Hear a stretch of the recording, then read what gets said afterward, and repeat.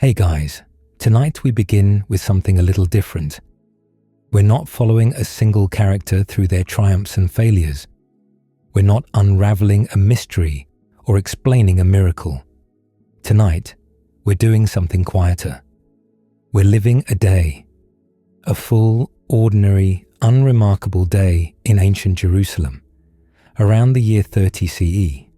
And by the end of this journey, you'll know what it felt like to wake up there, walk through those streets, eat that food, and fall asleep to those sounds.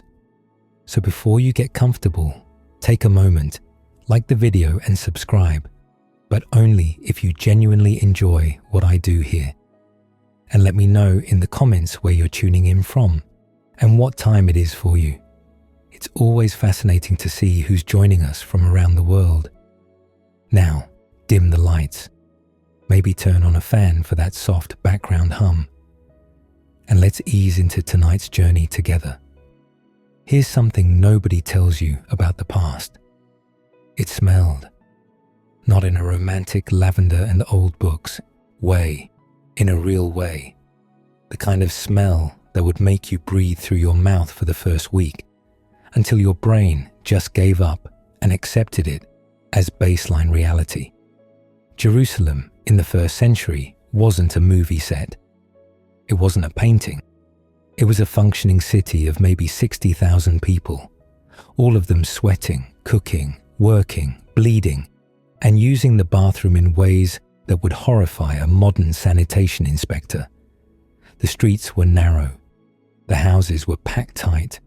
The animals lived closer to you than your neighbors do now.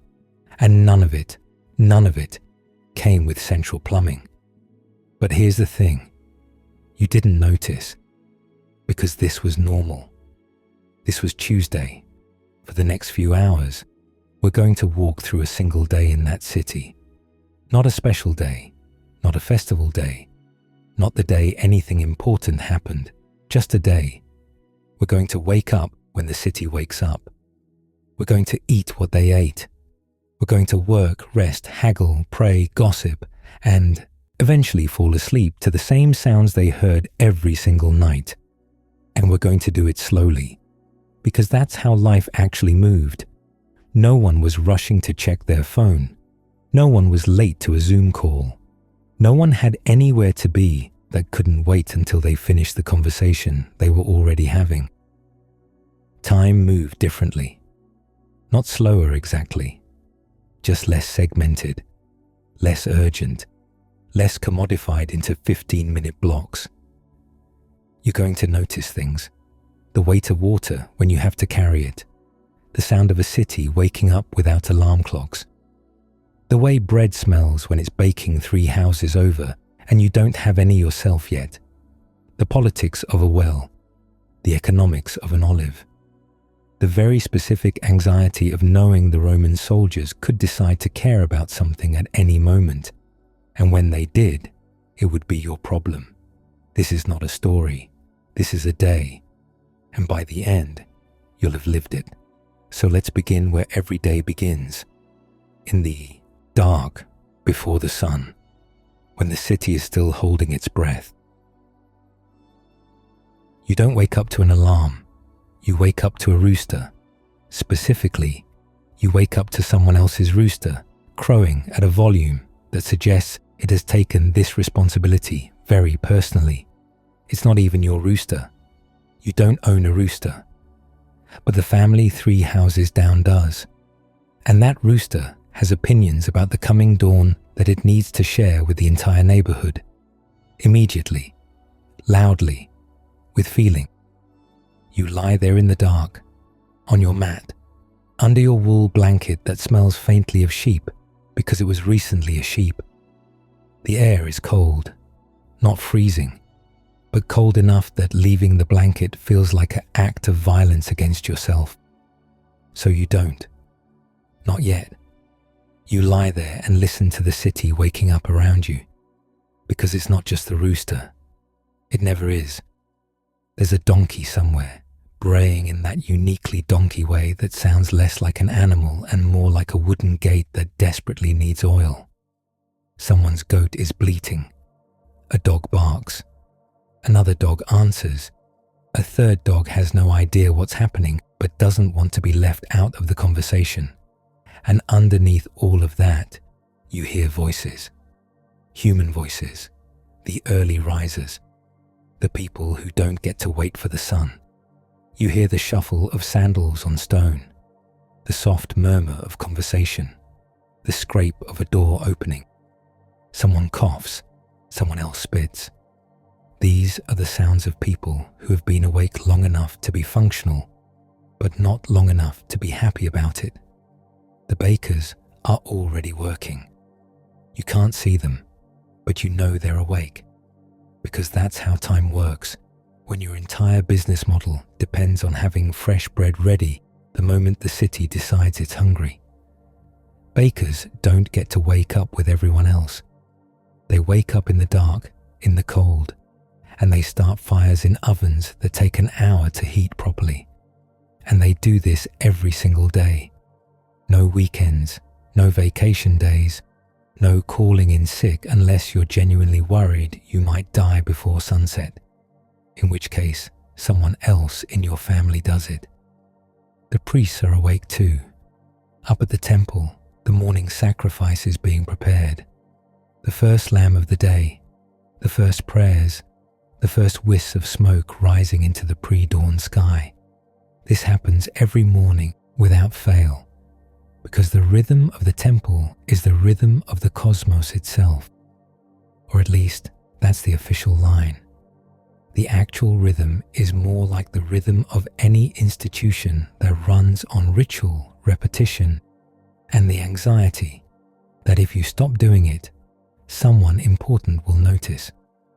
The priests don't love waking up this early either, but they do it because someone has to, and because not doing it would be religiously problematic and also possibly fatal depending on who was watching. You hear footsteps outside, close, then farther away, someone walking past your house, heading somewhere with purpose. You don't know where, you don't know who, but they're awake and they're moving. And that means the day has begun, whether you're ready or not. The temperature in the room is dropping. This seems wrong. You'd think it would warm up as morning approaches, but no. The coldest part of the day is right now, right before dawn. The earth has spent all night radiating away the warmth it stored during the day, and now there's nothing left. Just cold stone, cold air, and your cold feet sticking out from under the blanket because the blanket is never quite long enough. You pull your feet back in, you curl up tighter, you buy yourself another 2 minutes. Outside, the sky is doing that thing where it's not quite dark anymore but definitely not light. It's the color of wet slate or old iron, or the expression on someone's face when they're trying to be polite but are actually deeply annoyed. The stars are still visible, barely, like someone forgot to turn them off. The moon is low on the horizon, pale and useless. And then you smell it. Bread. Fresh bread. Baking bread. The smell comes from everywhere and nowhere. Drifting through the narrow streets, seeping through walls, curling around corners like a physical presence. It's warm. It's yeasty. It's faintly sweet in a way that makes your stomach wake up before your brain does. You don't have fresh bread yet. You won't have fresh bread for hours. But someone does. And they're baking it right now. And the smell is traveling through the cold morning air, like a reminder that you are, in fact, hungry. You've been hungry since you went to bed last night. You'll be hungry when you wake up. You'll be hungry until you eat. And even then, you'll probably still be a little hungry, because that's just how hunger works when your diet consists of bread, lentils, and the occasional fig if you're lucky. The smell of bread in the morning isn't romantic, it's tactical. It's the city's way of saying get up, because the people who got up before you are already ahead. You hear more footsteps now, more voices. The city is filling in around you, layering sound on top of sound. A woman calls out to someone. A child whines about something. A man laughs, low and rough. Somewhere, a hammer strikes an anvil, once, twice, then stops. Probably a metal worker checking his tools before the real work begins. You hear the sound of water, not running water, pouring water. Someone is filling a jug from a cistern or a jar. The sound is distinct, hollow, echoing slightly. It's the sound of the first task of the day for half the households in the city. You need water to wash. You need water to cook. You need water to drink. And unless you're wealthy enough to have servants, you need to go get it yourself, or send your kids, which is basically the same thing. The air smells like smoke now too. Not the bread smoke. Different smoke. Cooking fires. Dozens of them. Hundreds maybe. Every household that can afford fuel is lighting a fire right now. And the smoke rises up and pools in the streets because the streets are narrow and the air is still. And smoke doesn't care about your feelings. You breathe it in. You don't even think about it. Because this is what air smells like. Smoke, bread, animals, and humanity in close quarters. It's not pleasant. It's not unpleasant. It just is. Your mind starts doing the thing it does every morning.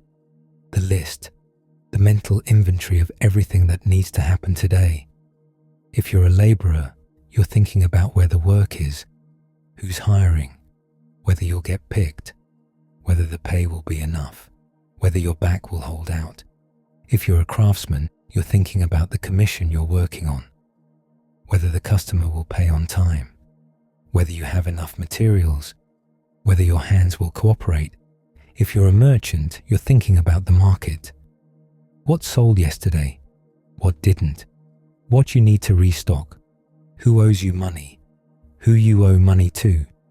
If you're a woman, you're thinking about water, grain, children, and the 17 small tasks that have to happen before midday, or the entire household collapses into chaos. And if you're a priest, you're thinking about the schedule, the sacrifices, the prayers, the politics of the temple, which are somehow even more complicated than the theology. Everyone has a list. Everyone has anxiety, not panic, not dread.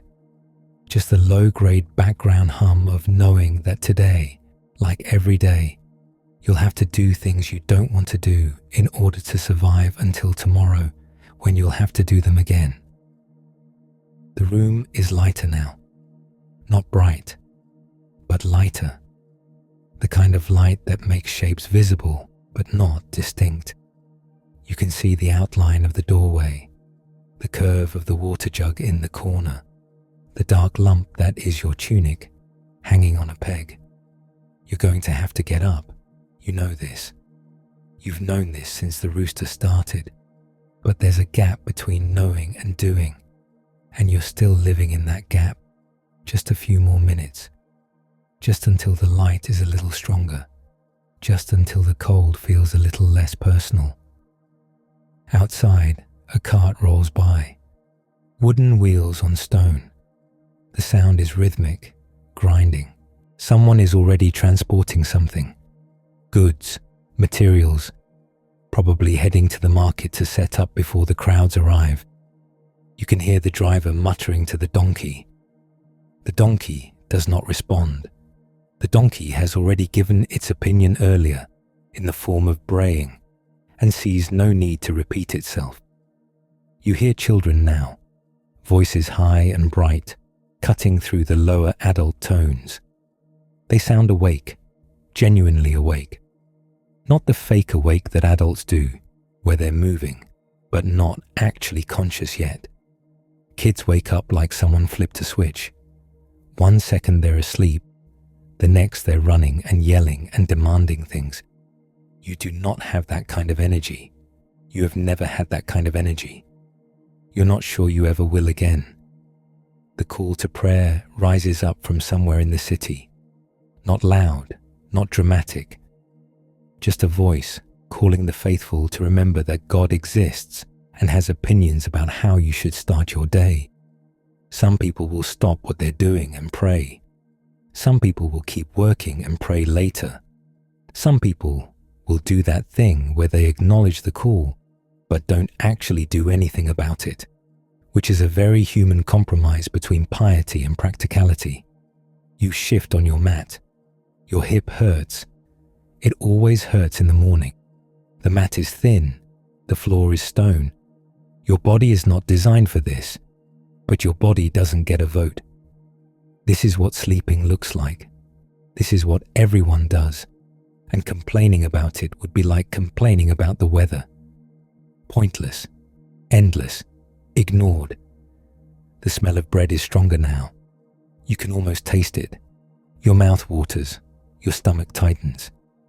You're definitely awake now. There's no going back to sleep. The day has started without you, and if you don't get up soon, you'll spend the rest of the morning playing catch-up. And catch-up is exhausting. So you do it. You sit up. The blanket falls away. The cold air hits your skin like a slap. You stand, your feet touching the cold stone floor, and you reach for your tunic. The city is awake. The light is growing. You need water. This is not negotiable. You needed water yesterday. You'll need water tomorrow.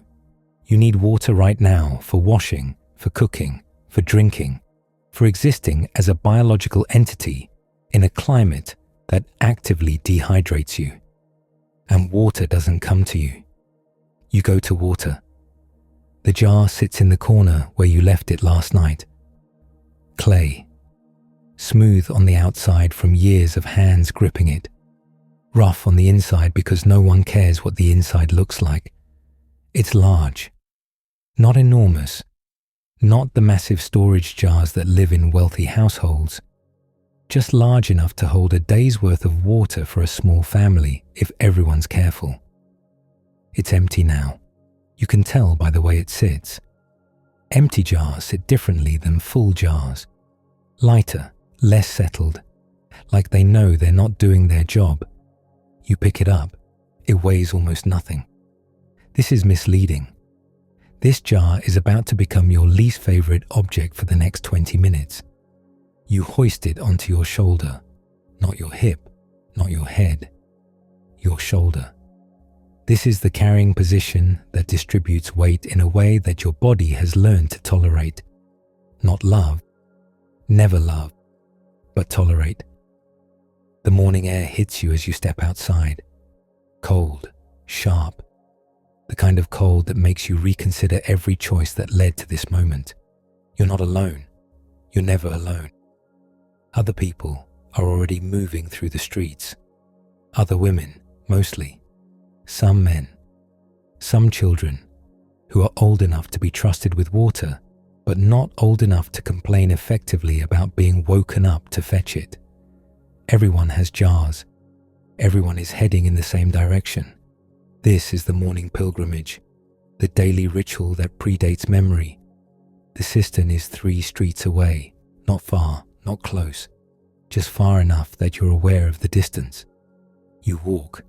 The streets are narrow here, barely wide enough for 2 people to pass without turning sideways. The houses lean in from both sides, their walls close enough that you could touch them simultaneously if you stretched. The stone under your feet is uneven, not broken, not damaged, just worn. Centuries of feet have walked this path to water. Centuries of jars have made this same journey. The stone has smoothed in some places and stayed rough in others, according to logic. Only the stone understands. You watch your footing. An empty jar is annoying to carry. A broken jar is a financial crisis. You pass other houses. Doors still closed. Some families are still sleeping. Some families have already left for the fields or the market or wherever their day takes them. Some families are inside doing the same thing you're doing, realizing that water doesn't fetch itself. A woman ahead of you has 2 children with her, both carrying small jars, training jars. The children move slowly, carefully, with the exaggerated caution of people who have been told exactly once what happens if they break the jar and have taken that lesson very seriously. The woman doesn't speak to them. She doesn't need to. They know the routine. This is the 15th time this month they've made this walk. You catch up to them slightly. The woman nods at you. You nod back. This is conversation. At this hour, this is all the conversation anyone has energy for. The cistern is ahead now. You can hear it before you see it. Not the water, the people, voices, not loud, not cheerful. Just the low murmur of people who are awake but not happy about it, gathered around a shared resource, waiting their turn. The cistern is public, which means it belongs to everyone, which means it belongs to no one, which means it's a source of both community and tension in ways that are deeply predictable and entirely unavoidable. You arrive. There are maybe 8 people already here, some waiting, some filling, some leaving with full jars balanced on heads or shoulders, or gripped in both hands with the grim determination of someone who knows they have 3 streets to walk without spilling. The cistern itself is underwhelming. It's a hole, basically. A deep hole lined with stone and plaster, accessible through a small opening at ground level. You can't see the water from here. You just know it's down there, somewhere. In the dark, being water. There's a rope. There's always a rope. Attached to a bucket that lives at the end of the rope and spends its entire existence being lowered into darkness, filled with water and hauled back up. The bucket has seen things. It looks tired. You wait your turn. This is where the social dynamics happen. Not dramatic dynamics, not arguments or fights. Just the quiet, complex negotiation of who goes next, who's been waiting longest, who needs water most urgently, and who's willing to push their luck. An elderly woman is filling her jar now. Slowly, very slowly. She's pouring from the bucket into her jar with the careful precision of someone who knows that spilling water means wasting water, and wasting water is not something you do when you're old, and every trip to the cistern costs more energy than you have to spare. No one rushes her. You don't rush elderly people at the cistern. That's not a rule. It's just how it works. She's earned the right to take her time. She finishes. She lifts her jar with both hands. It's not a large jar. She can't carry a large jar anymore. She carries what she can carry, and she makes more trips. And no one mentions this because what would be the point? She leaves. A younger woman steps forward. She's pregnant. Very pregnant. The kind of pregnant where you wonder if she should be carrying water at all. But she's here, so clearly she's decided that she should, or that she has no choice, which amounts to the same thing. She lowers the bucket. The rope slides through her hands. Down, down. You hear the distant splash when the bucket hits water. She waits a moment. The bucket needs time to fill. If you pull too soon, you get a half-full bucket and have to do it again. She pulls. This is where the work happens. Hauling water from a cistern is not romantic. It's not poetic. It's just physics. Water is heavy. A bucket of water weighs approximately the same as a small, uncooperative child. And you're pulling it up from a depth of maybe 15 feet, maybe 20, depending on the season and how much rain fell last winter and how many people have been drawing from this cistern. The woman pulls, hand over hand. The rope is rough, probably damp, definitely covered in the accumulated hand oils of everyone who's used it this week. She doesn't complain. No one complains. This is just what fetching water looks like. The bucket appears. She tips it carefully into her jar. The water glugs out, heavy, brownish, not clear. Not dirty exactly, just not clear. Water from cisterns is never clear. It's been sitting in stone and darkness, collecting minerals and sediment and whatever else settles. You don't care. No one cares. It's water. You'll drink it. She lowers the bucket again. Her jar isn't full yet. It takes 3 buckets to fill a standard household jar. Sometimes 4, depending on the jar, depending on the bucket, depending on how much you spill. Second bucket, up it comes. Glug, glug, glug, into the jar. Third bucket, same process. The jar is full now, or full enough. She stops. She lifts the jar. This is the test. This is the moment where you find out whether you've filled it too full. Too little water means another trip later. Too much water means you can't lift it. Or you can lift it, but you can't carry it. Or you can carry it, but you're going to be miserable the entire walk home. She adjusts, shifts her grip, settles the jar against her hip. She's found the balance point. She leaves. You step forward. Your turn. You grab the rope, lower the bucket. It drops, splashes. You wait. The waiting is meditative, in the way that all pauses in physical labor become meditative. Your hands are on the rope. Your mind is nowhere. You're just standing here, in the early morning cold, waiting for water to fill a bucket you can't see. You pull. The rope slides through your hands. Rough, damp, smelling faintly of mildew and minerals and the accumulated history of everyone who's pulled this rope. Hand over hand. The bucket is heavy now. You feel the weight increase as it rises. Each pull is slightly harder than the last because gravity is consistent and deeply committed to making you work for this. The bucket clears the rim of the cistern. You see the water now, sloshing slightly, dark in the dim morning light. You tip it into your jar. The water sounds different depending on how full the jar is. Empty jar, hollow, echoing glug. Half full jar, deeper, quieter sound. Nearly full jar, muffled, almost resentful glug.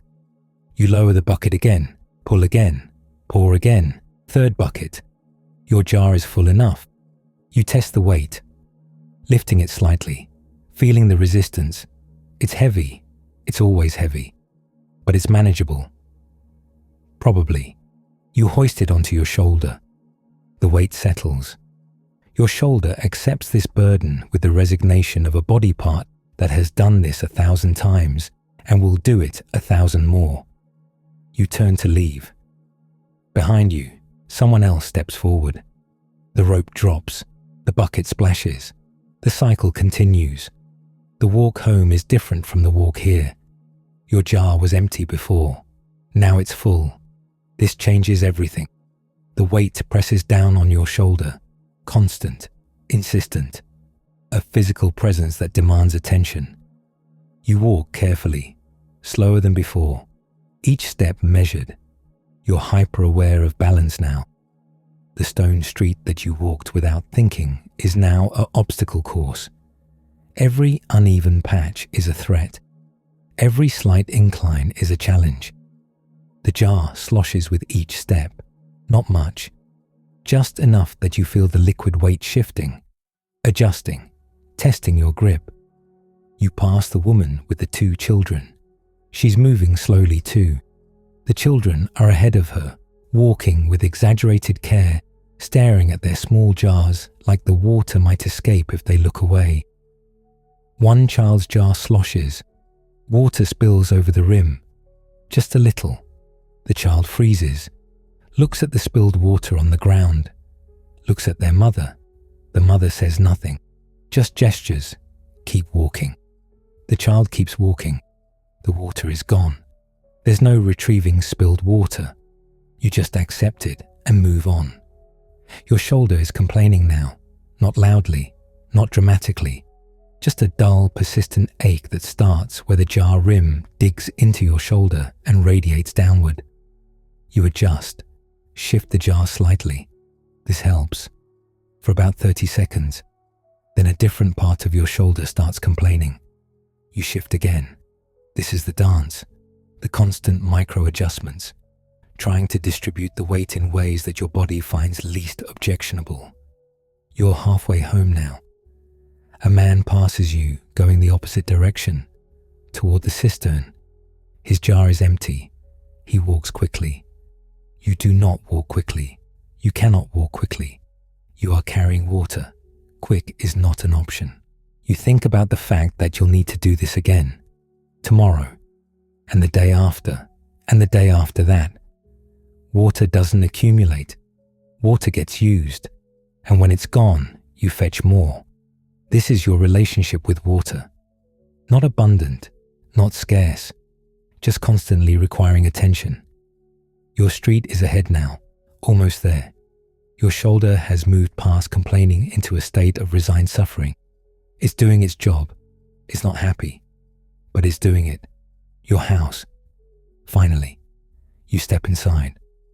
The relative darkness is a relief after the bright morning light. You lower the jar, carefully, into its spot in the corner. The weight lifts. Your shoulder doesn't immediately believe this. It stays tense for a moment, expecting the weight to return. You straighten, roll your shoulder, feel the blood return to places that were compressed. The jar sits there, full, looking smug, like it accomplished something. You accomplished something.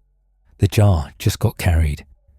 You look at the water, brownish, still, quiet. This will last maybe a day, 2 if you're very careful. Then you'll do this again.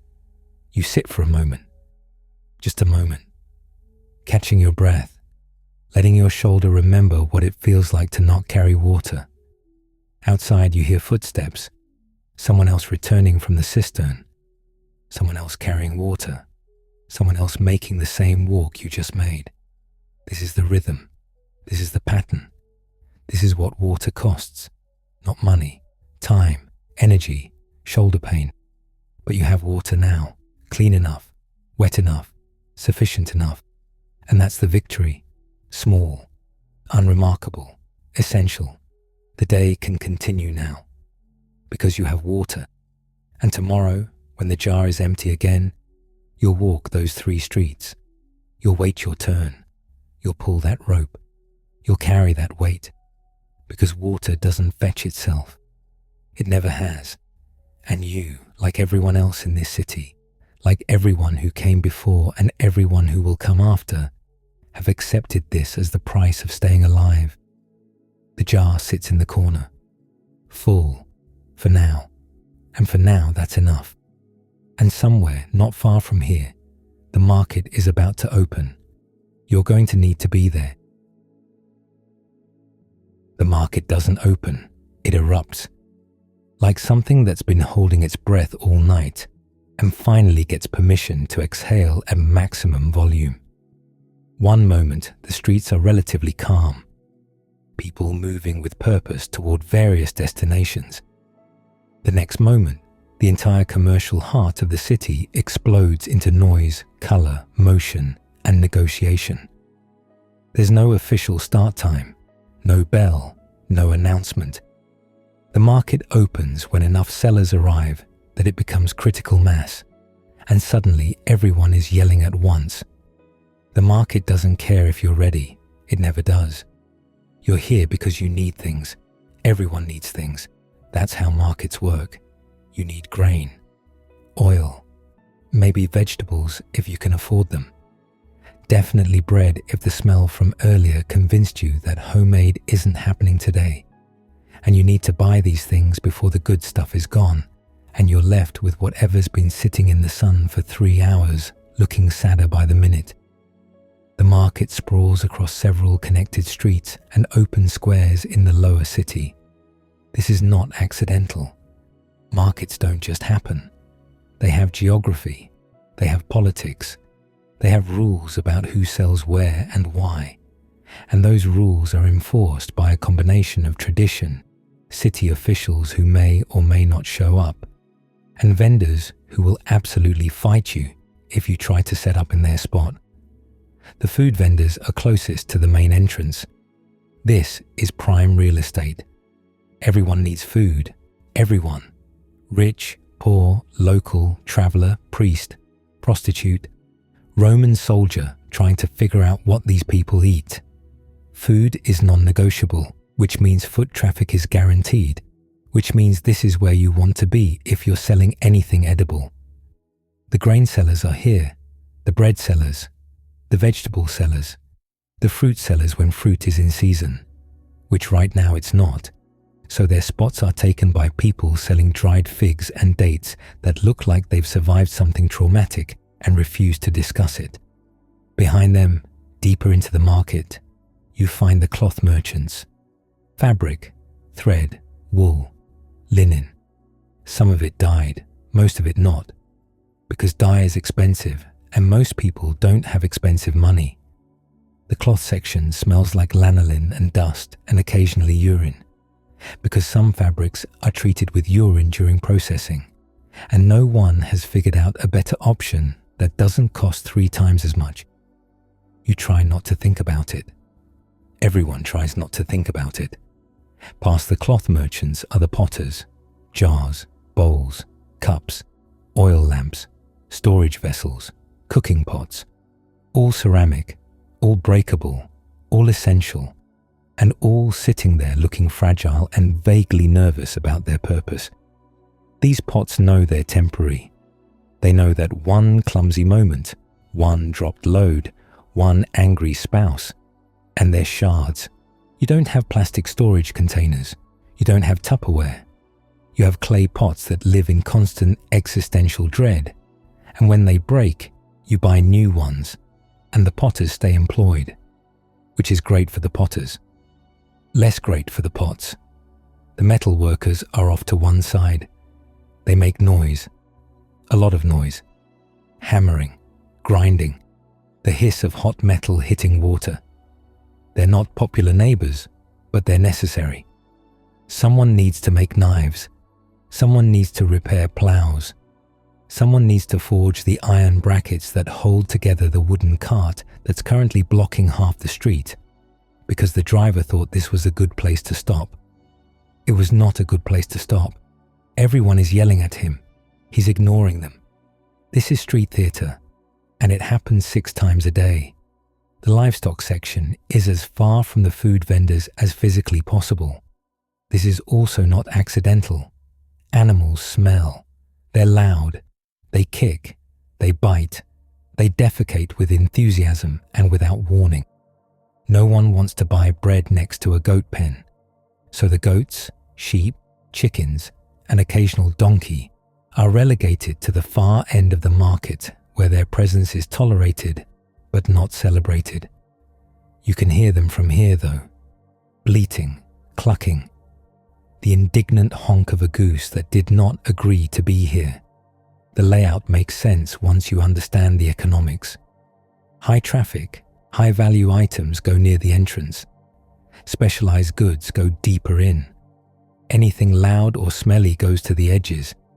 And anything illegal or morally ambiguous happens in the alleys between the official market stalls, where city officials don't look too closely because everyone benefits from a certain amount of willful ignorance.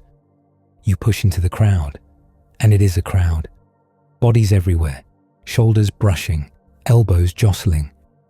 The occasional shove that might be accidental or might be someone's idea of efficient navigation.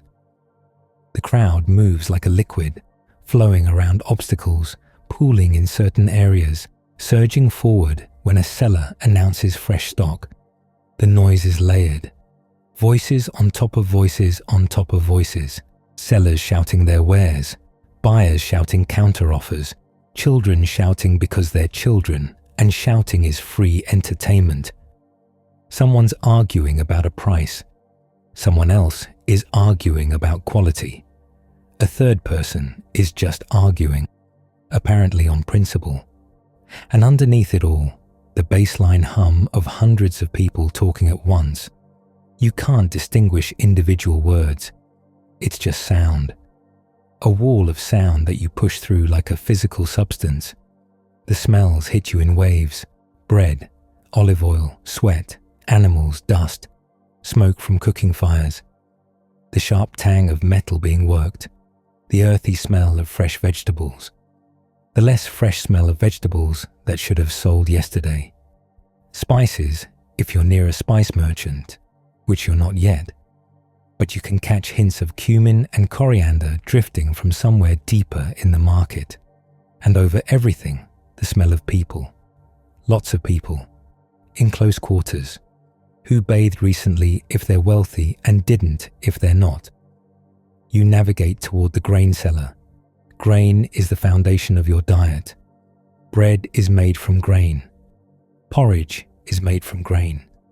Grain is life, or at least life adjacent enough, that running out of it is a problem you don't want to have. The grain seller is a middle-aged man with the expression of someone who has heard every complaint, every excuse, and every attempt at negotiation at least 40 times this month. He sits behind large ceramic jars filled with barley and wheat. The barley is cheaper, the wheat is better. You'll probably buy barley. This is what economic reality looks like. You approach, he looks at you. This is where haggling begins. Haggling is not optional. It's not rude. It's not aggressive. It's the script. It's what you do. If you don't haggle, the seller will assume you're either an idiot or extremely wealthy. And either way, you'll overpay. If you haggle too hard, you'll insult him, and he'll refuse to sell to you out of spite. And then you'll have to go to a different grain seller and start over. There's a rhythm to this, a dance. You ask the price. He tells you a number that's higher than what he expects to get. You make a face like he just suggested you eat rocks. He shrugs like this is not his problem. You offer a number that's lower than what you're willing to pay. He laughs like you just told a joke. Not a good joke. A joke that's slightly offensive but also kind of funny. You raise your offer slightly. He lowers his price slightly. You mention that the quality isn't as good as last week. He mentions that last week he had better grain and you bought from someone else. This is true. You did buy from someone else. He remembers. Everyone remembers. The market is small enough that reputations matter and grudges are maintained. You settle on a price that's somewhere in the middle. Not a great price, not a terrible price, a fine price. He measures out your grain into the bag you brought. You hand over coins that you counted 3 times this morning to make sure you had enough. He counts them again. You both nod. Transaction complete. This took 7 minutes. You'll do some version of this at every stall you visit today. You move on to the vegetable seller. She's older, sharp-eyed, surrounded by baskets of onions, leeks, cucumbers, and garlic. The vegetables look tired. Not tired like they've been working. Tired like they've given up on looking impressive. Everything looks tired by mid-morning in a market with no refrigeration. The cucumbers are trying their best. The leeks have stopped trying. The onions don't care either way because they're onions and their entire strategy is being impossible to ignore. But they're edible, and that's the bar. You ask about the cucumbers. She tells you they're fresh. You pick one up. It's not firm. It's not rotten. But it's definitely not fresh. It's the vegetable equivalent of someone who woke up an hour ago and is still deciding whether consciousness was a good choice. She revises her statement. They're fresh enough. This is more accurate. You negotiate. She's tougher than the grain seller. She has 6 children and 12 grandchildren, and she mentions this like it's relevant to cucumber pricing. It might be. You're not sure. But you end up paying slightly more than you wanted and slightly less than she asked. The cucumbers go in your bag. You move deeper into the market. The crowd is thicker here. Someone steps on your foot. They don't apologize. You don't expect them to. This is not personal. This is density. A bread seller is shouting about fresh loaves. The bread is piled on a wooden board, round and flat, still warm. It knows it's the star. It smells incredible on purpose. It's sitting there radiating warmth and yeast, and the kind of carbohydrate confidence that comes from being universally desired. This bread has never questioned its worth. You already have grain at home. You could make your own bread, but that takes time and effort and fuel and the emotional bandwidth to care about dough rising, and you're tired just thinking about it. You buy 2 loaves. They're still warm when you tuck them into your bag. This feels like a victory, a small one, but a victory. The bread doesn't care about your feelings. It's just pleased to have been purchased. You pass a fabric merchant. His stall is draped with cloth, undyed linen, brown wool, a few pieces of blue-dyed fabric that immediately identify him as someone doing well enough to invest in expensive inventory. The blue fabric knows it's special.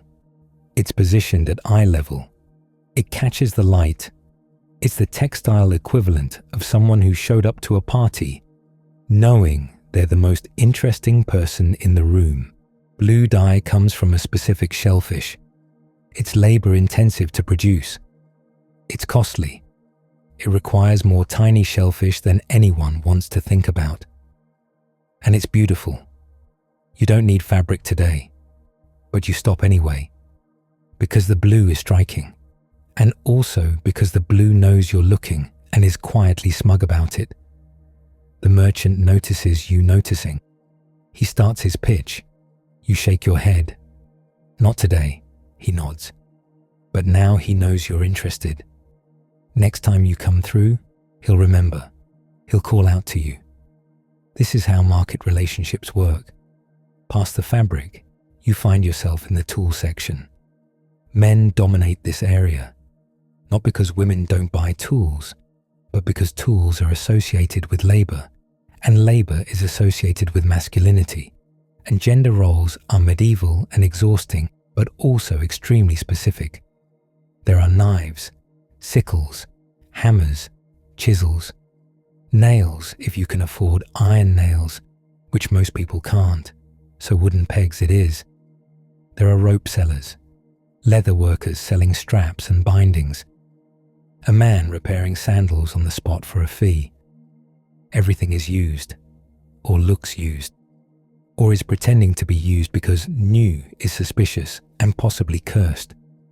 The tools sit there looking competent and slightly judgmental, as tools do. The hammers have seen things. The sickles have harvested more than grain. The ropes are coiled in ways that suggest they know exactly how much weight they can bear and are not interested in testing their limits. A Roman soldier walks through the market. The crowd doesn't part, but it shifts. People move slightly, not dramatically, just enough to create space without making it obvious that they're creating space. Eye contact decreases. Conversations lower in volume, not silent, just quieter. The soldier doesn't seem to notice, or he notices and doesn't care. He's looking for something. Food, probably. Romans eat differently than locals, and they're not shy about their preferences. He stops at a fruit seller. He points. He doesn't haggle. He pays, takes his figs, and leaves. The market exhales. Conversations return to normal volume. This happens several times a day. Every time, the same subtle shift. Every time, the same relief when they leave. You move toward the oil cellar. Olive oil is essential. You cook with it. You light lamps with it. You use it for skincare because skincare in a desert climate is not optional, it's survival. The oil cellar has large jars, some sealed, some open, so you can smell and taste before buying. The oil sits there looking golden and slightly self-satisfied. It knows you need it. It knows everyone needs it. It's the most smugly necessary substance in the entire market. You dip your finger in one jar. Taste it. It's good. Not great, but good. It's oil that showed up to work and is doing its job without complaint or flair. You ask the price. He quotes something reasonable. You buy a small jar. It's heavy. Everything you're carrying is getting heavier. Your shoulder hurts. The oil doesn't care about your shoulder. A child runs past you, chasing another child. They're laughing. They nearly knock over a stack of ceramic bowls. The potter yells. The children don't slow down. This is also theatre. The potter isn't actually angry. The children aren't actually sorry. Everyone plays their role. You pass a spice merchant. The smell here is different, sharper, more complex, more expensive. Cumin, coriander, cinnamon if you're wealthy, black pepper if you're very wealthy and possibly showing off. Most people aren't. Most people use salt, local herbs, and whatever dried things they can forage and call it flavored. The spices sit in small bowls and ceramic containers arranged by price. The cumin is affordable and knows it. The black pepper is rare and absolutely aware of its status. It sits there like a tiny aromatic aristocrat, judging everyone who walks past without buying. The spice merchant is doing well enough to sit on a cushion. This is a status symbol. Most vendors stand or sit on stools or squat on the ground and pray their knees hold out. Cushions mean profit margins. You don't stop. Spices are luxury items, and today is not a luxury day. The black pepper watches you leave. It's not offended. It's used to being admired from a distance. You move toward the livestock section. The noise here is different. Animals don't negotiate. They just bleat and cluck and occasionally try to escape. A woman is buying a chicken. The seller grabs it by the legs. The chicken objects, loudly, with passion, with the kind of indignant fury that suggests this chicken had plans for the day and being sold was not on the list. The woman inspects it, checks the feathers, the eyes, the weight, the general sense of whether this chicken will survive long enough to be worth the investment, or whether it's the poultry equivalent of someone already writing their resignation letter. She nods. Money changes hands. Chicken changes ownership. The chicken continues to object, but now with the resigned energy of someone who knows the argument is over but refuses to go quietly. No one cares. Near the goat pen, two men are arguing about a price. Not haggling, arguing. This is different. Haggling is ritual. Arguing is personal. One man thinks the goat is worth more. The other man thinks the goat is half lame and possibly cursed. The goat watches them with the expression of someone who has seen this before and knows it will resolve itself eventually. A city official walks past. Not a Roman, a local official.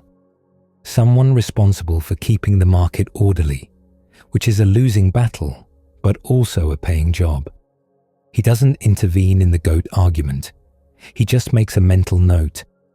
If it gets worse, he'll step in. If it doesn't, it's not his problem. You turn back toward the main market. Your bag is full now. Grain, vegetables, bread, oil. A few other small items you needed and forgot to list but remembered when you saw them. Your shoulder is definitely hurting. The crowd is thicker than when you arrived. Mid-morning is peak time. Everyone who can be here is here. Buying, selling, gossiping, watching, negotiating, arguing, laughing. Complaining about prices, quality, Romans, neighbors, weather, and the general state of existence. This is the social center of the city. This is where information spreads, where rumors start, where you hear that someone's daughter is getting married, someone's son is sick, someone's cousin saw Roman soldiers heading north, and someone's neighbor swears they saw something strange at the temple last week, but won't say what. You don't need to seek out information. It finds you. A woman you know slightly nods at you. You nod back. She mentions that bread prices are going up. You mention that they're always going up. She agrees. This is bonding. You keep moving. past the metal workers still hammering, past the potters still selling, past the cloth merchants still draping fabric in ways designed to catch light and eyes. The market will stay open until mid-afternoon. Then it will slowly dissolve as sellers pack up and buyers return home to cook, eat, and collapse. But right now, it's alive, chaotic, loud, smelly, overwhelming, and essential. Because this is where survival happens. One transaction at a time, one haggle, one compromise, one slightly overpriced cucumber that you'll eat tonight and forget by tomorrow. You push back through the crowd toward the exit. Your bag is heavy, your feet hurt.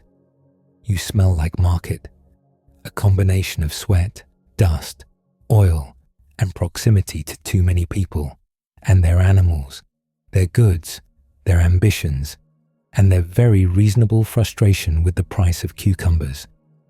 The market doesn't notice you leaving. It's already moved on. Someone else is haggling.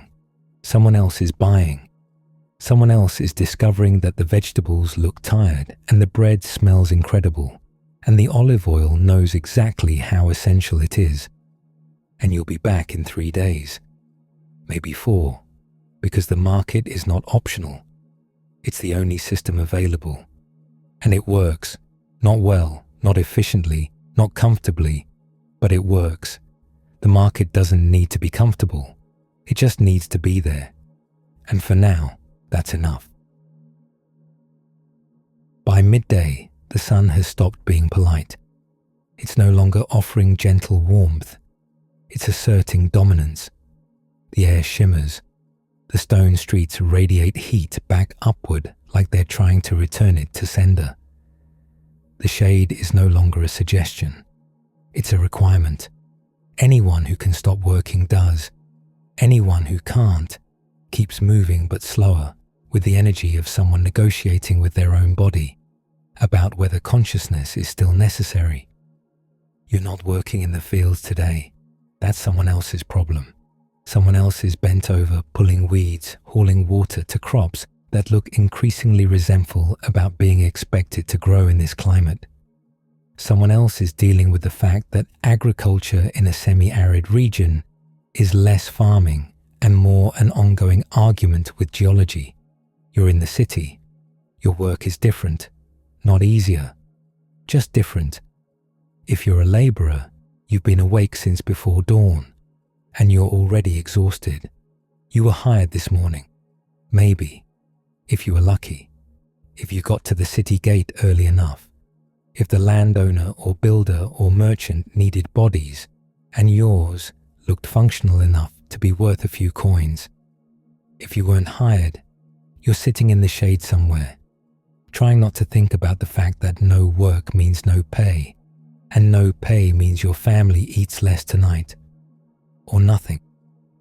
Depending on how many days like this you've had recently, the labour market is brutal, not cruel, just indifferent. There's always more people than jobs, and the jobs don't care about your feelings or your children, or the fact that you're good at what you do. The jobs care about whether you can lift, haul, dig, build, and not collapse before the work is done. You watch a crew of men hauling stones for a construction project. Not a major project, just repairs. A wealthy family is adding a room to their house, which means someone needs to move large rocks from one location to another location, and that someone is a group of men who look like they're reconsidering every life choice that led them here. The stones don't care. They're heavy on purpose. They've been heavy for thousands of years and have no plans to change. The men work in silence mostly. Occasionally someone grunts. Occasionally someone curses, quietly, under their breath, in a way that suggests this is a conversation they're having with the universe. The universe does not respond. The foreman watches from the shade. He's not lifting. He's supervising. This is his job. He tells people where to put things, when to move, and whether they're doing it wrong. He does this with the confidence of someone who used to do this work himself and now gets paid to watch other people do it. No one resents him for this, much. If you're a craftsman, your day looks different. You're in your workshop or your stall or the corner of your house that functions as both. You're working on whatever commission you're currently behind on because you're always behind. That's the nature of skilled labor. People want things. They want them done well. They want them done cheaply. And they want them done yesterday. You can't give them all three. So you give them two and hope they don't complain too loudly. If you're a carpenter, you're working on a door frame that needs to be exactly the right size for a house you've never seen. You're measuring, cutting, planing, checking. The wood cooperates mostly. Sometimes it splits. Sometimes it warps. Sometimes it just looks at you like it knows you're tired and decides today is a good day to be difficult. You keep working because the door frame is due in 3 days and the client already paid half. And if you don't deliver, your reputation suffers. And reputation is the only advertising that exists. If you're a potter, you're wedging clay. Again, always, endlessly. This is not the romantic part of pottery.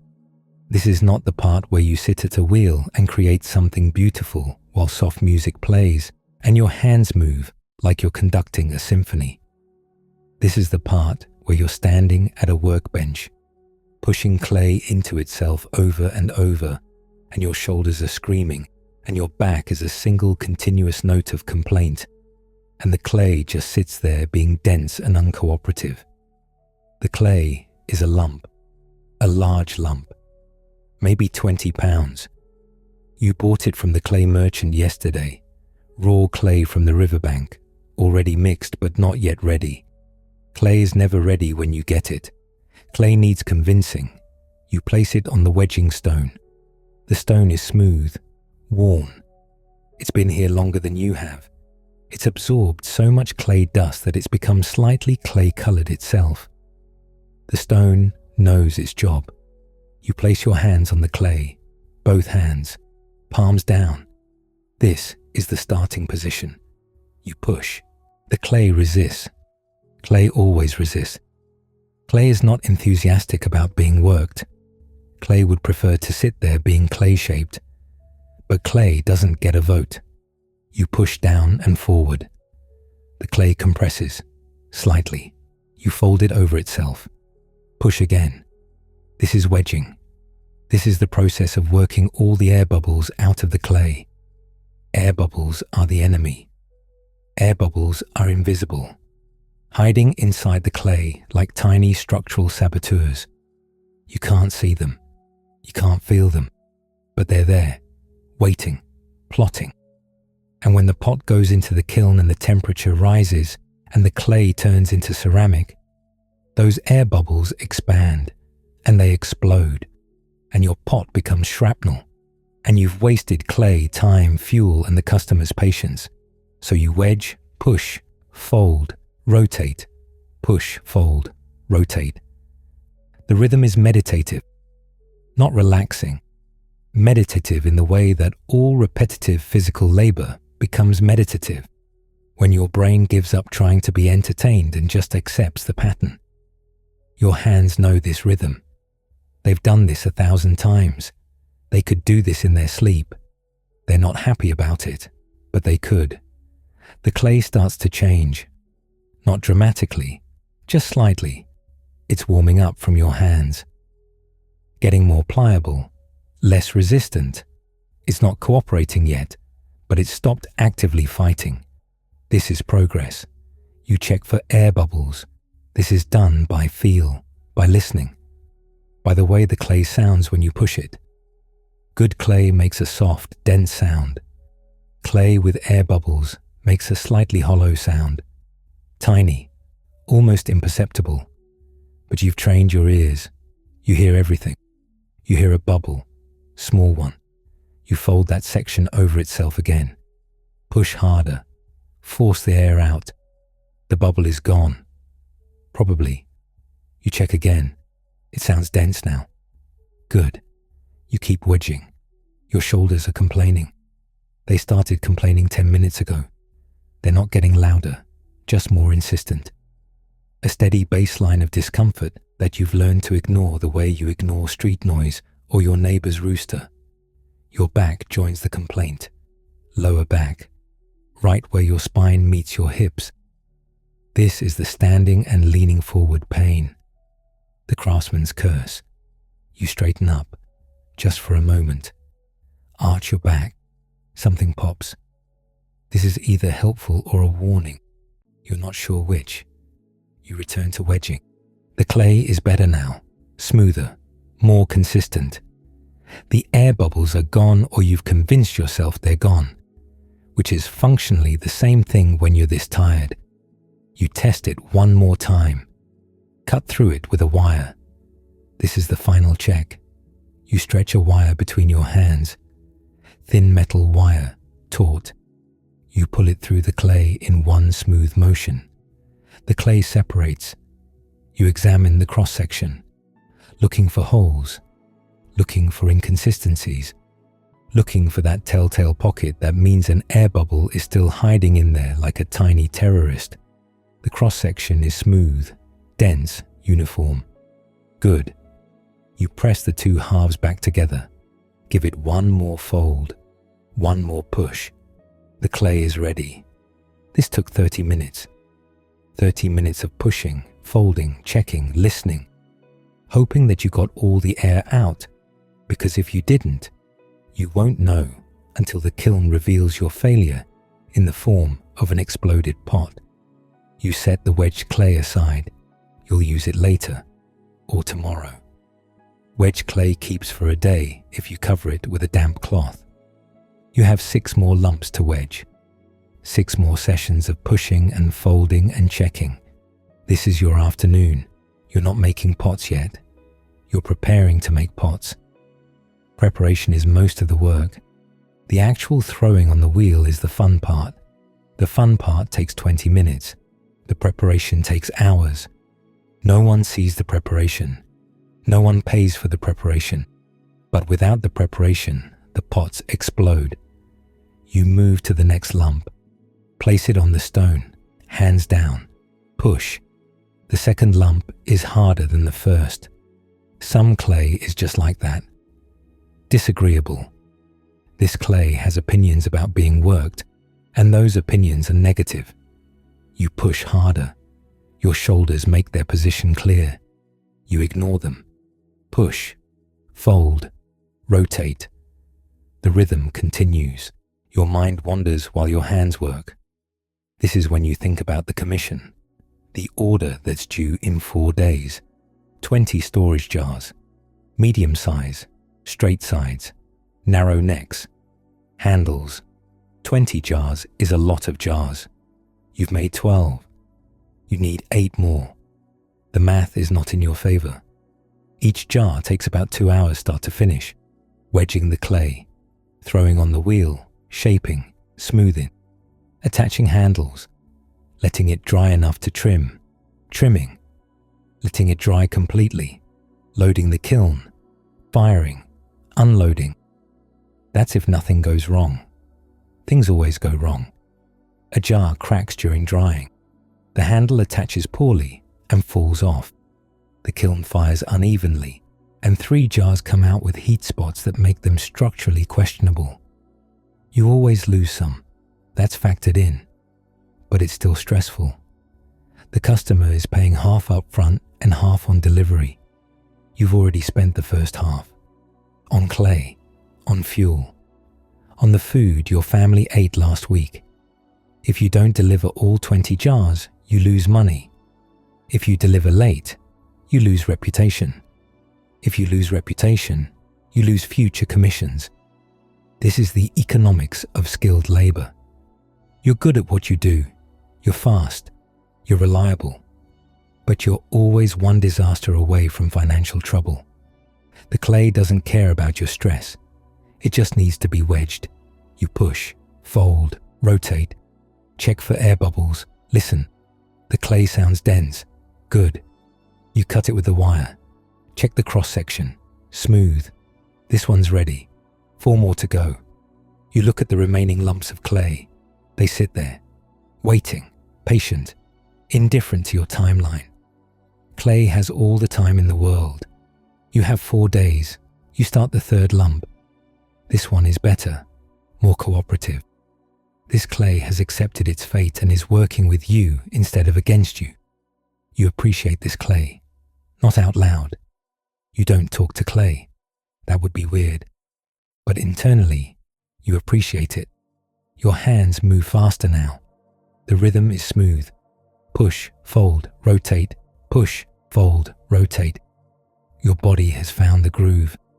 The pain is still there, but it's background now. You've moved past arguing with it and into coexistence. The 3rd lump is done in 20 minutes. This is good time. You're making progress. You glance at the sun. It's past midday. You have maybe 4 hours of good light left. 4 hours to finish wedging.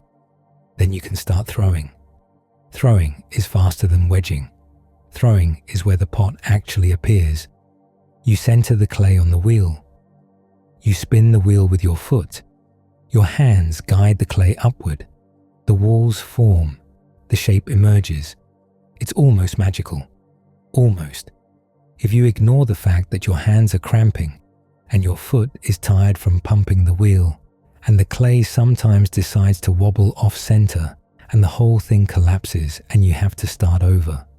But when it works, it's good. When it works, you remember why you do this. You're not there yet. You're still wedging. 4th lump. This one has a rock in it. You feel it immediately. A small hard spot that doesn't compress. You stop. Examine. There it is. Embedded in the clay. A pebble. Maybe the size of a lentil. You dig it out with your fingers. The pebble comes free. You flick it aside. Pebbles in clay are common. Clay comes from riverbeds. Riverbeds have rocks. Sometimes rocks make it through the mixing process. The pebble doesn't care that you found it. It's relieved, honestly. It didn't want to be a pot anyway. You check for more pebbles. There's usually more than one. You find 2 more. Small, barely noticeable, but noticeable enough. Out they come. Now you have a small crater in your clay where the pebbles were. You fold the clay over itself. Fill the gap. Push. Fold. Rotate. The clay closes. The gap disappears. You keep wedging. This lump takes longer. The interruption threw off your rhythm. You have to rebuild it. Push. Fold. Rotate. Your shoulders are back to complaining. Loudly now. They're done being polite. You ignore them. This is the agreement you have with your body. It complains. You acknowledge the complaint. You continue anyway. The 4th lump is ready. Finally. 2 more to go. You look at them. They look back. This is not encouraging. You start the 5th lump. Your hands are tired now. Actually tired. The kind of tired where they're not quite doing what you tell them to do. The grip is weaker. The pressure is inconsistent. You compensate, push harder, focus more. The clay cooperates, mostly. This lump goes faster because you're rushing, not because you want to, because you have to. The light is fading. You need to finish. You check for air bubbles. Sounds good. Wire test. Looks good. Good enough. 1 more lump. The last lump is always the worst. You're tired. The clay knows you're tired. The clay takes advantage. This lump is dense, stiff. It hasn't warmed up the way the others did. It's cold, resistant, stubborn. You push harder. Your shoulders scream. Your back screams. Your hands are cramping. The clay doesn't care. Push, fold, rotate, push, fold, rotate. The rhythm is still there, barely. Your body is moving on autopilot. Your brain has checked out. This is the fugue state of physical labor, where you're not really present anymore. You're just a collection of movements that happen to look like a person. The clay slowly yields, slowly warms, slowly becomes workable. You check for air bubbles. There's one. Of course there's one. You fold that section over, push again, check again.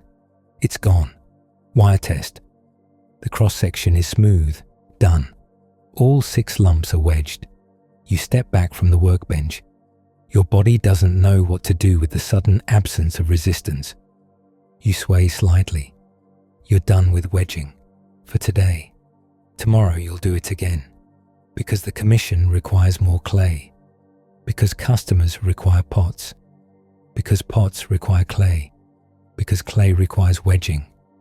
This is the cycle. You look at your wedged clay. 6 perfect lumps, ready to become pots. They sit there looking innocent, like they didn't just spend 2 hours fighting you.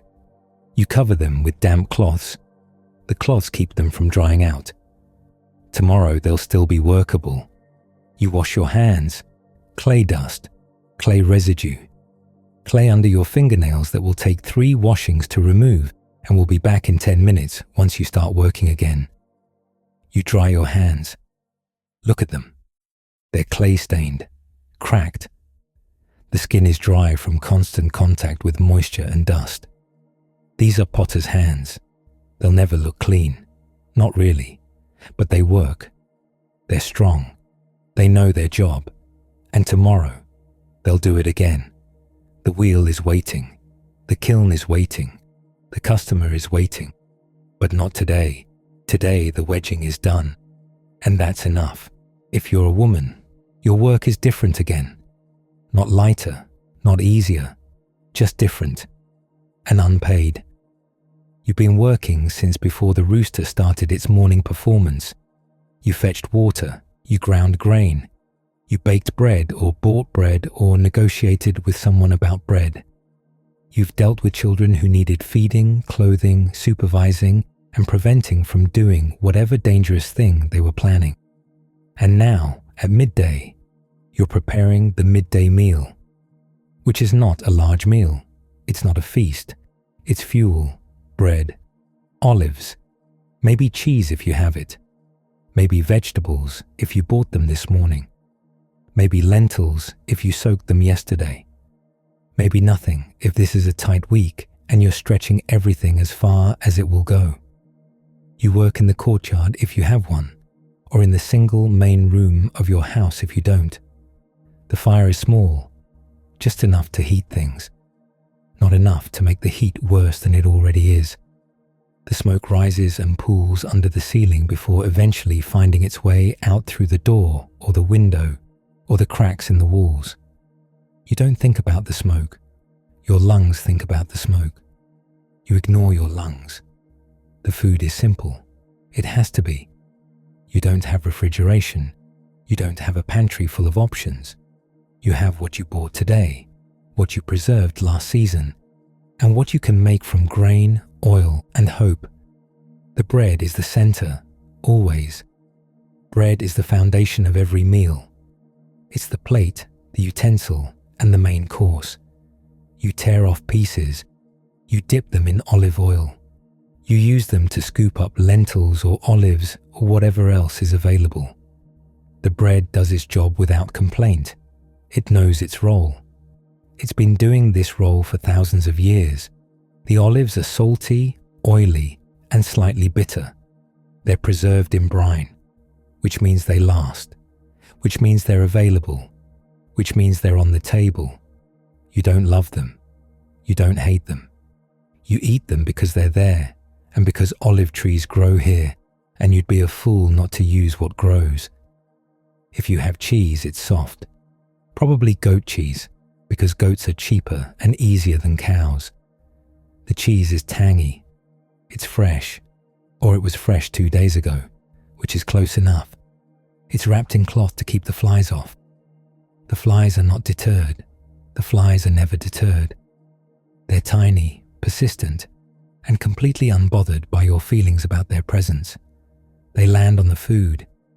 You wave them away. They leave. They come back. This is a dance you perform 17 times per meal. The flies always win. If you're fortunate, you have vegetables, cucumbers, leeks, onions, garlic. They're not raw. Raw vegetables are suspicious. They might be dirty. They might have things living on them. They might cause digestion issues that no one has time for. So you cook them, boil them, roast them, stew them until they're soft and sad and no longer capable of resistance. The vegetables accept their fate. They've been accepting their fate since you bought them this morning.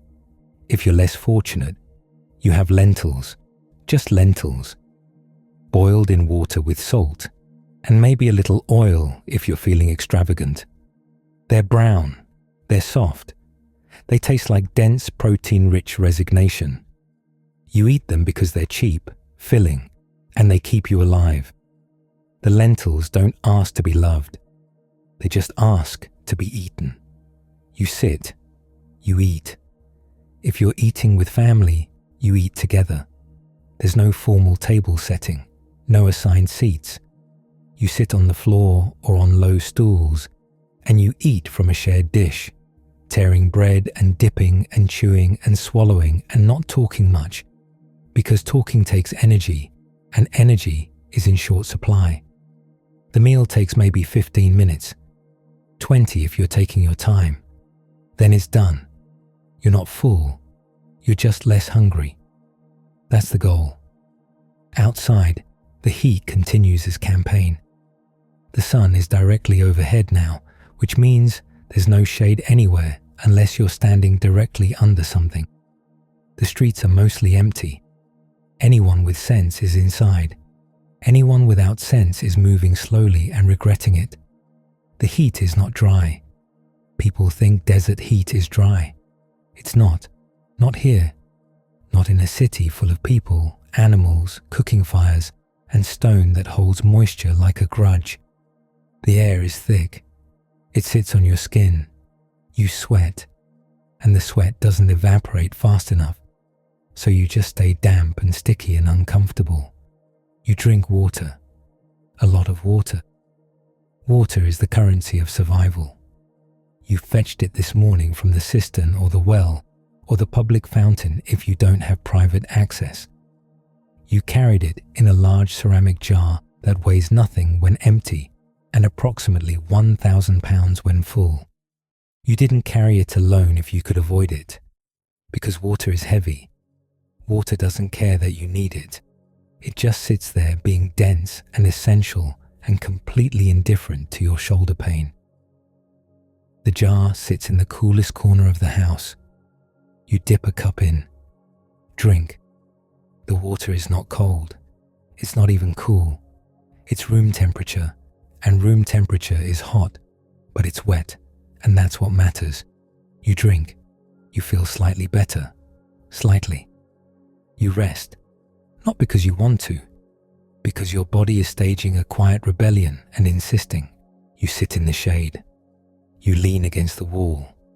You close your eyes for a moment, and the moment stretches into 10 minutes, and the 10 minutes would stretch into an hour if you let it. But you can't, because there's still work. There's always still work. The afternoon is coming. The heat will persist. The work will continue. But for now, in this small pocket of time between the meal and the return to labor, you sit, you breathe, you exist in the space between exhaustion and obligation. The city around you is doing the same, resting, waiting, enduring. The heat doesn't care. It never does. It just sits there, pressing down on everything, indifferent and relentless, and absolutely confident that it will still be here long after you're gone. It's not wrong. The afternoon stretches out like something that knows it has time to kill. The heat is still here. It hasn't left. It's just settled into a steady, oppressive presence that everyone has accepted as the terms of existence until sunset. The city shifts. Not dramatically, just a change in rhythm. People emerge from their midday rest, slowly, reluctantly, with the energy of someone who took a nap and woke up more tired than when they lay down.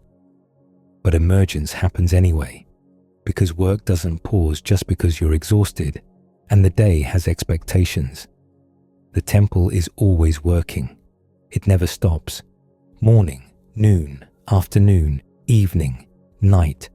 The temple runs on a schedule that predates everyone currently alive and will continue long after they're gone. It's the spiritual and economic center of the city, and those two things are not separate. They're the same thing. The temple is where you go to connect with God, and also where you go to pay your tithes, buy sacrificial animals, exchange currency, and participate in the carefully choreographed machinery of organized religion. You can hear it from here. Not prayers, not hymns, animals, bleating, lowing. The occasional panicked sound of a creature that has figured out what's about to happen and has opinions about it. The temple consumes animals at a rate that would make a modern slaughterhouse look leisurely. Lambs, goats, bulls if you're wealthy, doves if you're not. The animals don't volunteer. They're volunteered. There's a difference. You walk toward the Temple Mount. The streets are busier now. People heading to the temple for afternoon prayers. People leaving the temple after completing whatever ritual brought them there. Merchants, pilgrims, priests in their specific garments that identify them as people who get to stand closer to God than you do. The priests move with purpose. They always move with purpose. Even when they're not doing anything particularly urgent, they move like they are. It's part of the performance, part of the institutional gravity. You can't run a religious bureaucracy without projecting the constant sense that important things are happening and you're essential to them. The outer courts are crowded. This is where everyone is allowed. Jews, Gentiles, clean, unclean, rich, poor, curious, devout. People who are here to worship and people who are here because it's the social center of the city. And where else are you going to go? The money changers are here. They sit at tables with scales and coins and the expressions of people who have heard every complaint about exchange rates and are unmoved by all of them. You need temple currency to buy sacrificial animals. You can't use Roman coins. Roman coins have Caesar's face on them, which is idolatrous, which is problematic, which means someone needs to exchange your regular money for temple money, for a fee. Obviously, the money changers are not popular, but they're necessary, which means they're tolerated, which means they show up every day and conduct business with the enthusiasm of people who know they're disliked and have made peace with it. The animal sellers are here too. Doves in wooden cages, lambs tied to posts, goats looking resigned to their fate. The sellers call out prices. They negotiate. They assure you that yes, this animal is unblemished. Yes, it's acceptable for sacrifice. Yes, the priest will approve it. Probably, the animals wait. They don't understand what's happening. They just know they're surrounded by noise and humans and other animals, and none of it feels safe. The doves sit quietly, occasionally cooing in a way that sounds less like birdsong and more like someone softly asking if this is really necessary. It is necessary. That's the whole system. You need to atone for something. You bring an animal. The animal is sacrificed. Your sin is covered. The priest gets a portion of the meat. The temple gets funding. Everyone benefits, except the animal. The animal has not benefited. You watch a man purchase a lamb. He's middle-aged, dressed well enough to suggest he's not poor, but not so well that he's wealthy. He's here because it's required, a vow, an obligation, a ritual that needs completing. He haggles briefly with the seller, more out of habit than actual hope of a better price. He pays. The lamb is handed over. The man leads it toward the inner courts, where the priests are waiting. The lamb follows. It doesn't resist. It doesn't know enough to resist. Inside, beyond where you can see, Unless you're a Jewish male and ritually clean, the priests are working, always working. The altar is never empty. There's always another sacrifice, always another animal, always another person who needs atonement or thanksgiving or fulfillment of a vow. The priests perform the ritual with the efficiency of people who have done this thousands of times. They cut the throat. They drain the blood into bowls. They splash the blood on the altar. They butcher the animal into portions. They burn the fat and certain organs. They keep the meat. This is their payment. Priests don't farm. They don't labor. They don't craft. They perform rituals, and in exchange, they eat very well. Better than most people. Better than the people bringing the sacrifices. The system works this way on purpose. God gets the fat and the smoke. The priests get everything else. The smoke rises constantly, thick, heavy, greasy. The smell is everywhere.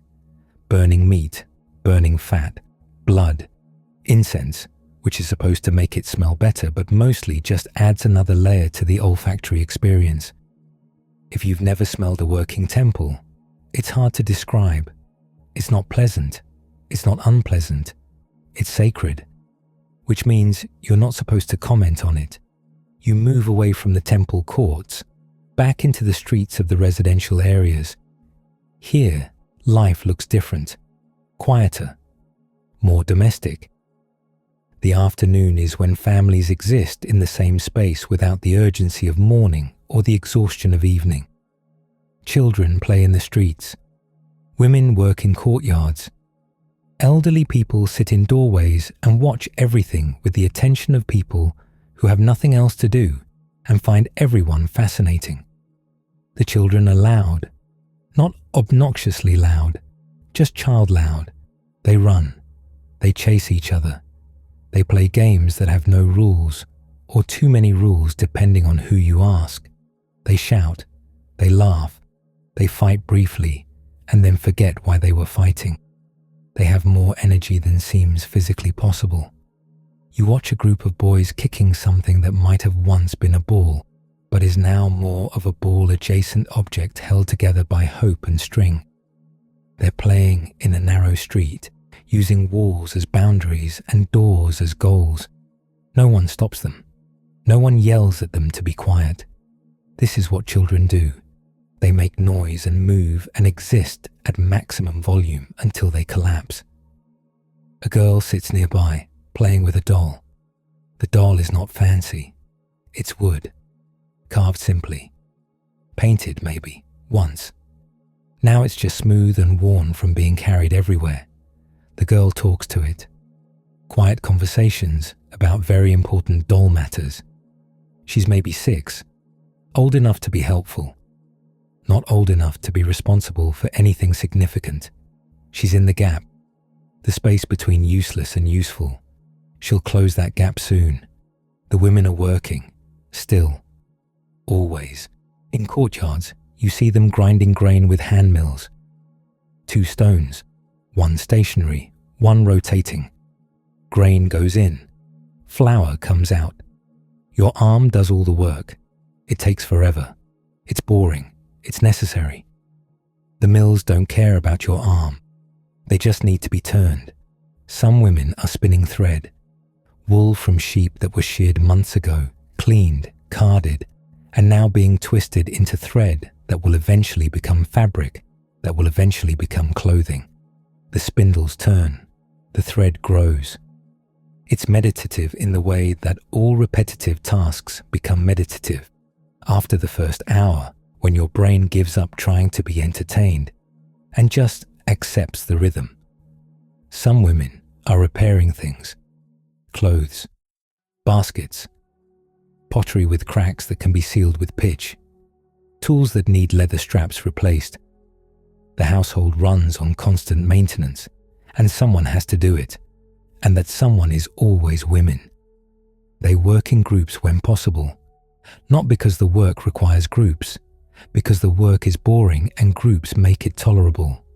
They talk while they work, about children, about husbands, about neighbors, about the woman 3 houses down who thinks she's better than everyone because her husband bought her a new headscarf, about prices at the market, about the weather, about nothing and everything.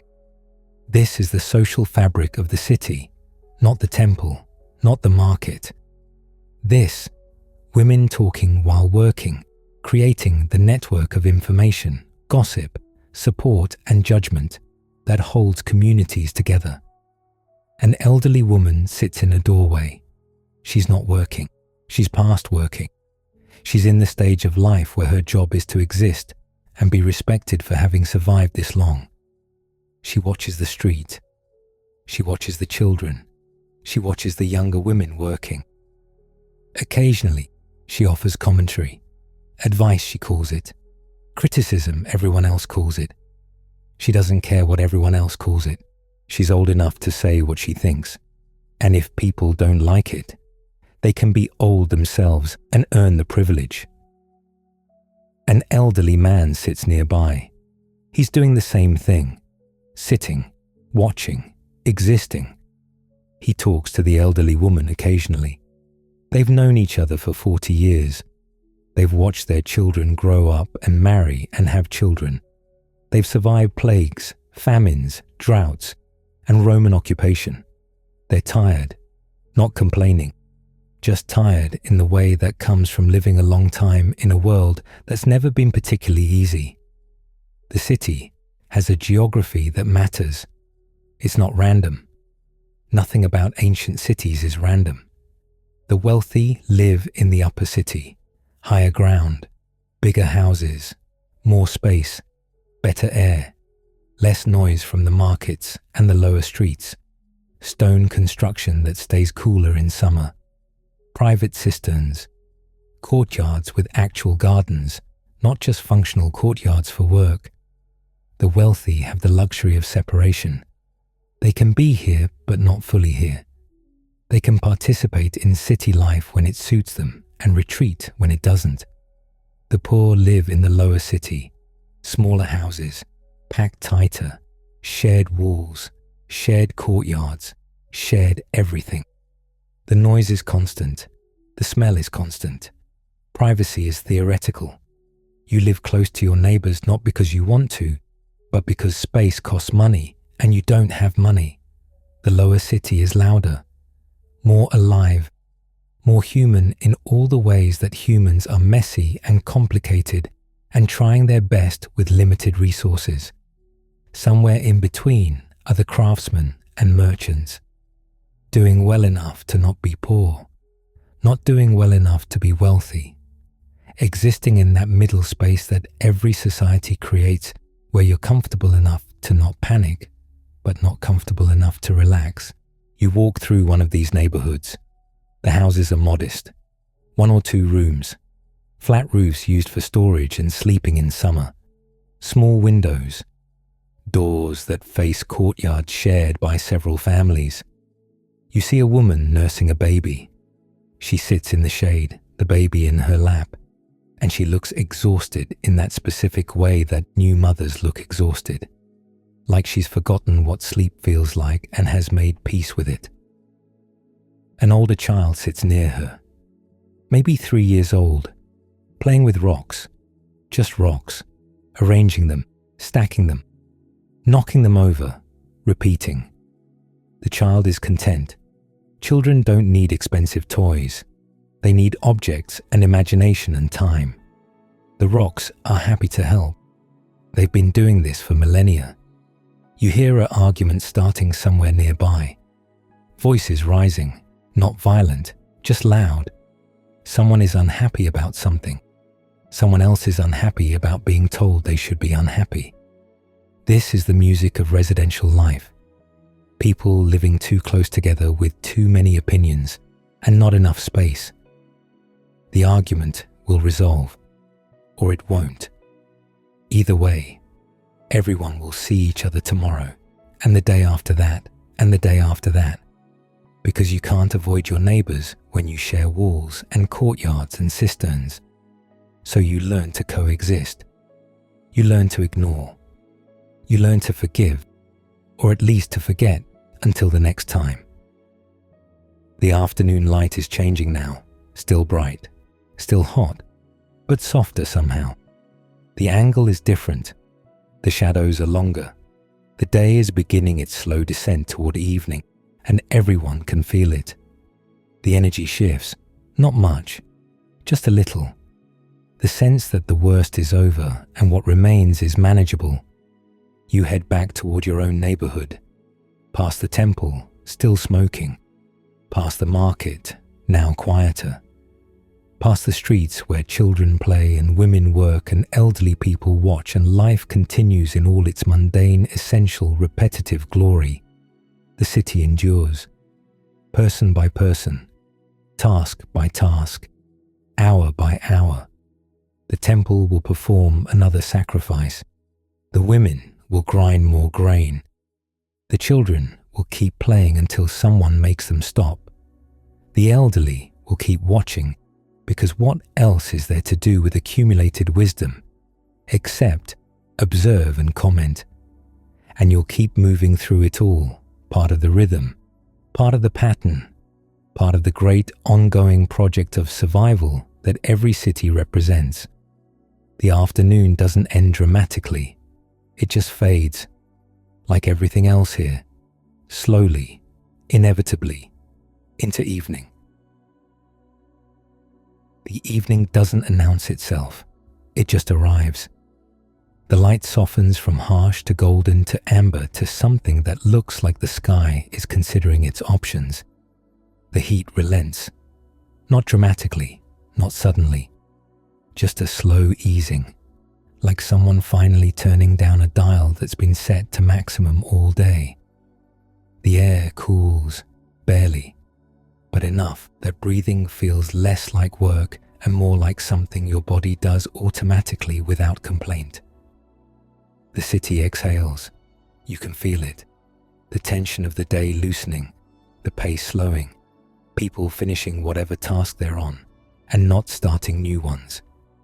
Evening is the agreement everyone makes with themselves that enough has been done, and what hasn't been done can wait until tomorrow. Tomorrow will still be there. It always is. The evening meal is different from the midday meal. Not in content, not really, but in purpose. The midday meal was fuel, quick, functional, consumed between tasks. The evening meal is the end of the day. It's when the family gathers, when work stops, when you sit together and acknowledge that you all survived another day in a world that doesn't make survival particularly easy. You're home now, or what passes for home. The courtyard, the main room, the space where your family exists when they're not scattered across the city performing their various obligations. The fire is lit, small, contained, just enough to cook. The cooking fire in the evening is different from the midday fire. This one gets more attention, more care, because this meal matters more, not nutritionally, socially. If you're a woman, you've been preparing this meal in pieces throughout the day. Soaking lentils, checking the oil supply, deciding whether tonight is a night for fresh bread, or whether yesterday's bread can be revived with a little water and heat. The bread from this morning is still edible, barely. It's stale, hard around the edges. But bread doesn't go bad in one day, it just goes sad. You can work with sad. You wrap it in a damp cloth. You warm it near the fire. You convince it to remember what it was like to be fresh. The bread cooperates, reluctantly, but it cooperates. The lentils have been soaking since midday. They're ready. You drain them. Sort through them one more time, because sometimes rocks look exactly like lentils and biting a rock is not an experience anyone wants to repeat. You add them to the pot with water, salt, and if you're feeling generous, or if someone in the family did something worth celebrating, a little olive oil. The lentils settle into the water. They know what's coming. They've been through this before. If you manage to buy vegetables this morning, they're going in too. Onions, leeks, garlic. cut roughly because precision doesn't matter when everything's getting boiled into submission. The vegetables don't resist. They've already accepted their fate. The pot sits over the fire, bubbling. The smell rises, not exciting, not exotic, just the smell of food being transformed from raw to edible. It's the smell of every evening in every household that can afford lentils and fuel. It's the smell of home. You stir occasionally, not constantly, just enough to make sure nothing sticks to the bottom and burns. Burned lentils taste like regret and are impossible to salvage. So you stir, you watch, you wait. Waiting is most of cooking. The family begins to gather. If you have a husband, he's returning from whatever work occupied his day. He's tired. His hands are dirty. His clothes smell like labor. He washes, briefly. Water over hands and face from the jar in the corner. Not a bath. Just enough to remove the visible dirt and feel slightly more human. If you have children, they're being called inside, reluctantly. Children never want to stop playing. They're in the middle of something important. A game, a story, a rock that needs to be in a different location.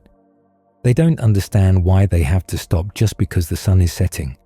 They stop anyway, because you've called them 3 times, and the 3rd time has a tone that suggests negotiation is over. They come inside, loud, restless, reporting injuries that happened hours ago but suddenly matter now, complaining about siblings, asking questions about dinner that you're already making so the questions are unnecessary, but you answer anyway because that's what you do. The children settle. Eventually, like birds that need to flap and circle before they can land. If you have elderly family living with you, they're already here. They didn't go anywhere. They've been sitting in the courtyard or the main room all afternoon, watching the day pass, occasionally commenting on things. They're quiet now, waiting for food with the patience of people who know it's coming, and no complaining won't make it arrive faster. The meal is ready. You dish it into bowls, clay bowls that have been used for years and will be used for years more unless someone drops one. The lentils are thick. The broth is thin. The vegetables are soft and have lost all sense of individual identity. They're just vegetable-flavored elements in lentil soup now. You serve. The bread is torn into pieces and placed in the center. The bowls are distributed. The family sits. On the floor, on low stools, on cushions if you have cushions. There's no formal seating arrangement. You sit where there's space and where you can reach the food. You eat together, not in silence, but not in chaos either. There's conversation, soft, tired, about the day, about tomorrow, about small things that don't matter much but matter enough to mention. Someone's boat in the market was broken. Someone saw a Roman patrol near the northern gate. Someone heard that someone else heard that something might be happening at the temple, but no one knows what. This is how news travels, through evenings, through families, through the slow accumulation of small pieces of information that eventually form something like a complete picture. The children eat quickly. They're always hungry. They shovel food into their mouths with bread, chewing loudly, swallowing without fully finishing chewing, reaching for more before they've finished what they have. You tell them to slow down. They don't slow down. They just pretend to slow down until you look away. The adults eat slower, not because the food is better when eaten slowly, because they're tired and chewing is work and everything is work. The meal takes maybe 20 minutes, maybe 30. There's no rushing. There's also no lingering. You eat. You're satisfied, or satisfied enough. You stop. The bowls are collected. The leftover bread is wrapped. The pot is scraped. Whatever's left will be breakfast or lunch tomorrow. Food doesn't get wasted. It gets repurposed until it's no longer recognizable as food, and then you feed it to the animals, and the animals turn it back into food eventually, and the cycle continues. After the meal comes the transition, the shift from the practical to the ritual. Evening prayers. If you're devout, this is formal, structured, words that have been said the same way for generations. Blessings, thanksgivings, acknowledgements that you are small and God is large, and the day happened because God allowed it. If you're less devout, it's quieter, simpler. A moment of silence, a nod to the idea that something larger exists and deserves acknowledgement, even if you're too tired to articulate it properly. If you're not devout at all, you skip it entirely, and no one says anything because everyone's too tired to care. But most people do something, some version of marking the end of the day as sacred, or at least significant.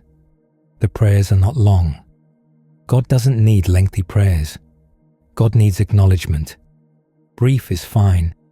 The children are released after prayers, not outside. It's getting dark. Dark is not safe.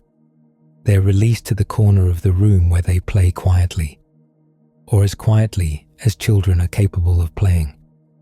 They talk to each other in voices that start quiet and gradually increase in volume until someone reminds them that it's evening. And evening voices are different from afternoon voices. They adjust temporarily. The adults settle into the evening rhythm.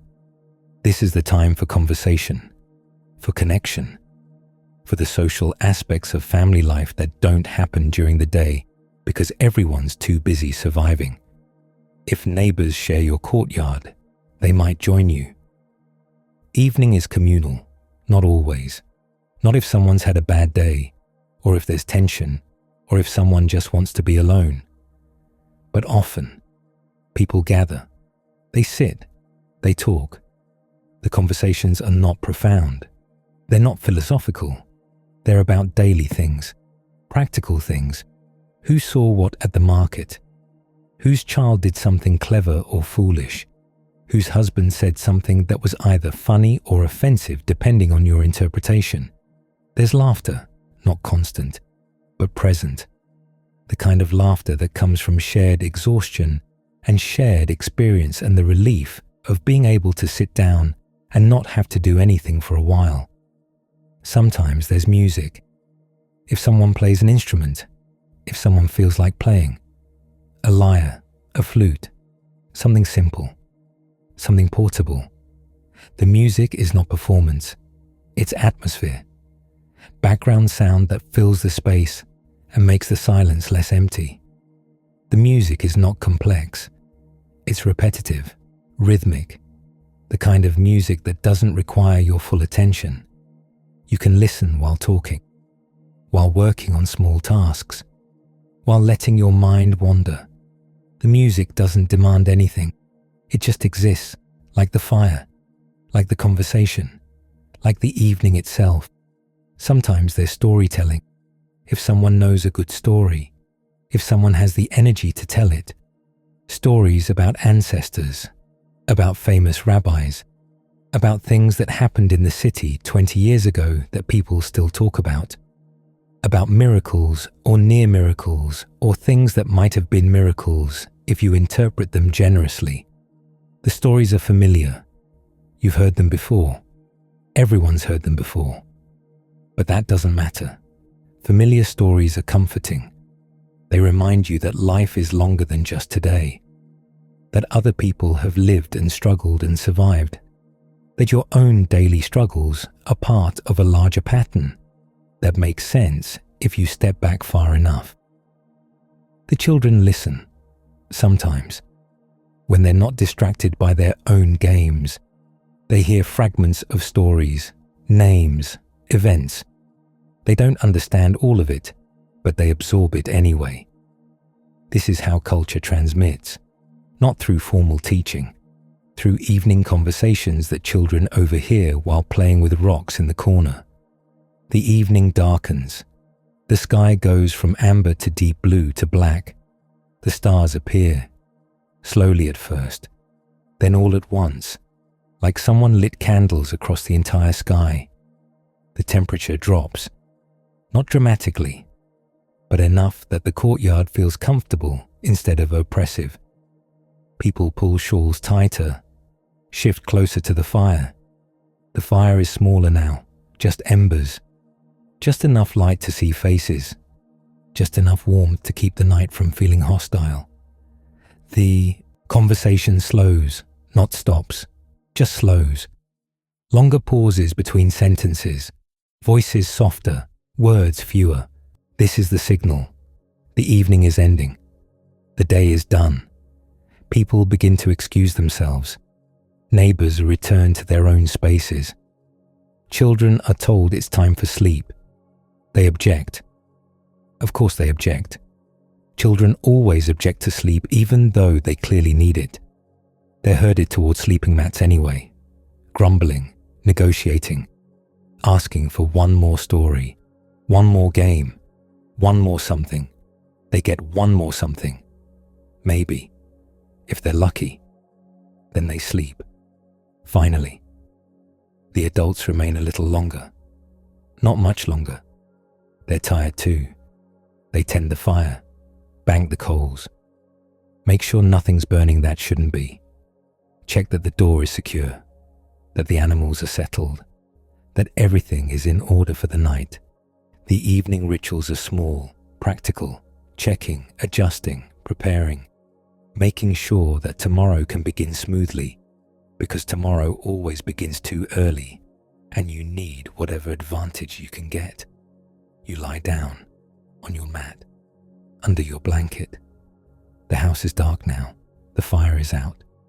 The only light comes from outside. Moonlight, starlight, the distant glow of other houses where other families are doing the same things you're doing. You hear sounds. The city at night is not silent.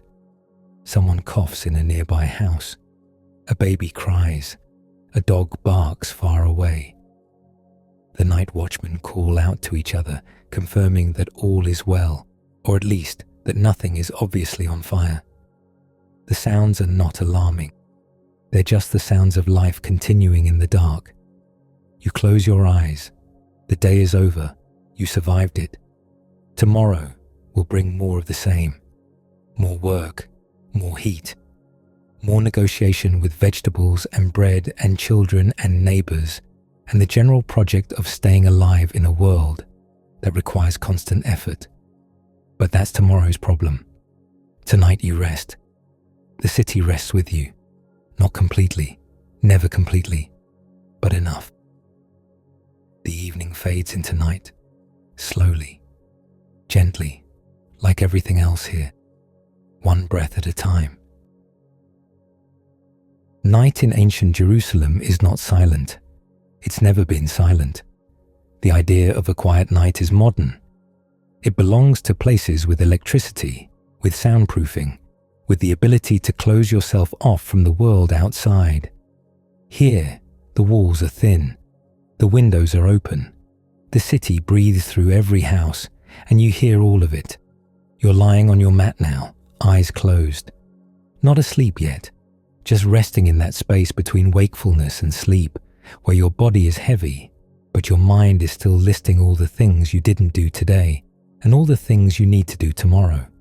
Your mat is thin. You're aware of this. You're aware of the floor beneath it. Stone, hard, unforgiving. Your hip finds the least comfortable position and commits to it. You shift. It doesn't help much. It never does. Your blanket smells like wool and smoke, and you. This is not unpleasant. It's just factual. The blanket is warm, heavy. It weighs on you in a way that's oddly comforting, like being held down by something that means well. The house is dark, completely dark. There are no street lights, no lamps left burning. Fire is expensive and dangerous, and no one wastes fuel on illumination when sleep is free and darkness is inevitable. You can't see your hand in front of your face. This is normal. This is every night. Your eyes stay open for a moment, staring at nothing, seeing nothing, just existing in the dark while your brain slowly powers down from the day. Outside, the city is not sleeping. Not all of it. Most people are in bed. Most families have settled. Most children have finally stopped negotiating for one more story and surrendered to exhaustion. But some people are still awake.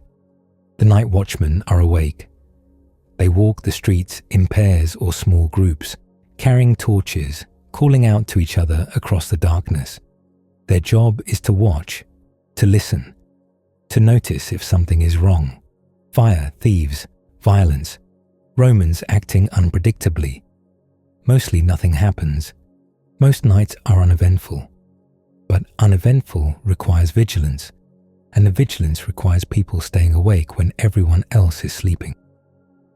You hear them occasionally, distant voices, calling, answering. All is well. All is well.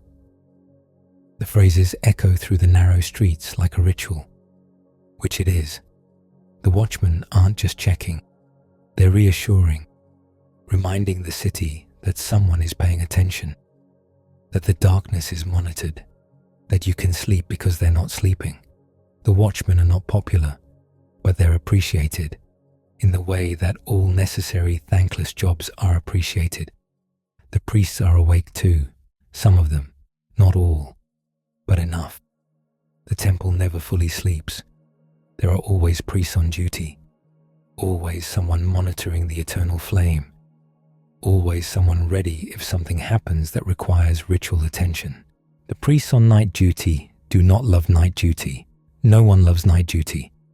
But it's part of the rotation, part of the obligation, part of what it means to serve in the temple. So they're awake, walking the temple courts, checking things, making sure nothing has gone wrong in ways that would require immediate divine intervention. Mostly nothing goes wrong. Mostly they just stay awake and wait for dawn. Somewhere in the city, a baby is crying. You hear it faintly, not close, several houses away. But sound travels at night when everything else is quiet. The baby cries with the kind of commitment that suggests this is not a quick cry. This is a prolonged negotiation between a baby and sleep, and the baby is losing but refusing to admit it. A mother is awake with that baby, tired, so tired. Walking back and forth in a dark room, holding a small human who has decided that sleep is optional, bouncing gently, humming, trying everything she knows and some things she's making up as she goes. The baby eventually stops crying. Not because any particular technique worked, because babies eventually run out of crying energy and collapse. The mother doesn't go back to sleep immediately. She stands there for a moment, holding the now quiet baby, making sure it's actually asleep and not just gathering strength for round two. Then she lies down, carefully, so carefully, praying that the baby stays asleep. You hear a dog bark, far away. Then another dog, closer, answering. Then a third dog who wasn't part of the conversation, but wants to be included. This happens several times a night. Dogs communicating across the city about important dog matters that humans will never understand. The dogs eventually stop. They always do, until the next time. You hear footsteps, someone walking past your house, not running, not sneaking, just walking. Probably someone heading home late, or someone who couldn't sleep and decided walking was better than lying awake, or someone with business that couldn't wait until morning. You don't get up to check. It's not your problem. You just note the sound and let it pass. The night has its own population. People whose lives don't align with daylight hours. People who work at night. People who have reasons to be out that they'd rather not explain. People for whom darkness is opportunity or necessity or preference. You're not one of them. You're someone who works during the day and sleeps at night like a reasonable person. Mostly sleeps. Sleep here is not deep. It's not the kind of sleep where you lose consciousness completely and wake up 8 hours later refreshed and confused about what day it is. It's lighter, more fragile. You sleep, but part of you stays aware, listening, monitoring, ready to wake up if something sounds wrong. This is survival. This is what sleep looks like when you don't have locks on your doors that actually work, and when the city outside is full of people and animals and Romans and uncertainty. You sleep in shifts, sort of, falling into deeper sleep, rising closer to wakefulness, falling again. Your body cycles through these stages all night, never fully committing to either state. Your dreams are mundane, when you dream at all. You dream about work, about tasks you didn't finish, about conversations that didn't go well, about bread that turned out wrong, about children who wouldn't listen. You don't dream about flying or magic or impossible things. You dream about variations of today, because your brain doesn't have the energy for creativity. It's just processing, sorting, filing away the day so tomorrow can start with a slightly cleaner slate. Somewhere in the night, you wake up. Not fully, just enough to be aware that you're awake. You need to urinate. This is inconvenient. You don't want to get up. Getting up means leaving the blanket, means navigating the dark house, means going to the corner where the chamber pot sits, or going outside to the courtyard if that's where your household handles this. You lie there for a moment, debating whether you can wait until morning. You can't. You know you can't. If you try to wait, you'll just lie here increasingly uncomfortable until you have to get up anyway, and by then you'll be fully awake and annoyed. You get up. The floor is cold. Your feet are cold. Everything is cold. The night has taken all the warmth that the day built up and has hidden it somewhere you can't access. You navigate by memory, by touch, by the faint moonlight coming through the window. That's not enough to see by, but is enough to keep you from walking into walls. Probably. You handle your business. The chamber pot doesn't judge you. It's seen worse. You return to your mat. The blanket is still warm where you were lying. You curl back into that warm spot and try to convince your body that you're still asleep, that this was just a brief interruption, that sleep can continue seamlessly. Your body is skeptical, but eventually it agrees. You drift. Outside, the night continues. A cat yowls. Another cat responds. This is either a conversation or a fight. It's hard to tell with cats. The sounds fade. You hear wind, not strong wind, just air moving through the streets, around corners, through windows, making the small sounds that wind makes when it has architecture to work with. The wind doesn't care that you're trying to sleep. It just moves because that's what wind does. You hear your own breathing and the breathing of others in the room. Your family, all of you in the same space, breathing at different rhythms, creating a layered sound that's oddly soothing once you stop thinking about it. Someone snores, softly, not loud enough to be disruptive, just loud enough to notice. You don't wake them. They need sleep too. And if you wake them to tell them they're snoring, they'll deny it anyway. The night deepens. The darkest part of night is not right after sunset. It's hours later, when even the people who were awake have given up and gone to bed, when the watchmen are tired and counting the hours until dawn, when the city has exhaled as much as is going to and is just existing in minimal mode. This is the quietest time, not silent, but close. You sleep deeper now. Your body trusts that nothing immediate is going to happen, that the night is safe enough, that you can let go for a while. Your breathing slows, your muscles relax, your mind stops listing things and just floats.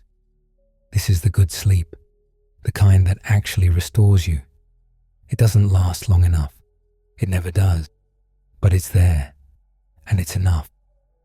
Somewhere far away, a rooster begins to consider its options.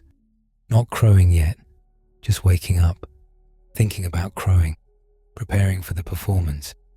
You don't hear it yet, but it's coming. It's always coming. The night is temporary. It always has been.